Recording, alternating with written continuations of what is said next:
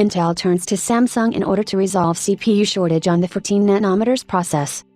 Intel has seemingly partnered with Samsung, one of the largest manufacturers of integrated circuits, in order to help reduce the CPU shortage currently affecting the PC market. It is the first time ever that Intel turned to Samsung for its CPU manufacturing, given that, historically, Intel's Client Computing Group, CCG, has always relied on Intel's internal fab to manufacture all of its components.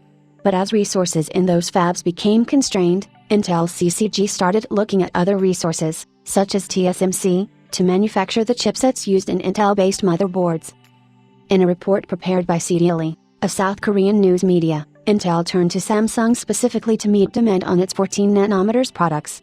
This unexpected move came after negotiations which, if you believe the rumors before the news, were in progress for quite some time already. Samsung has formally agreed to manufacture Intel's CPUs of the microarchitecture codenamed Rocket Lake, which will serve as processors for many PCs, planned to be released in 2021. According to the source, Samsung will begin mass production of 14nm Intel CPUs in the fourth quarter of 2020, which means that Intel still will not feel any relief from the offloaded manufacturing, and will have to put up with it for a while longer.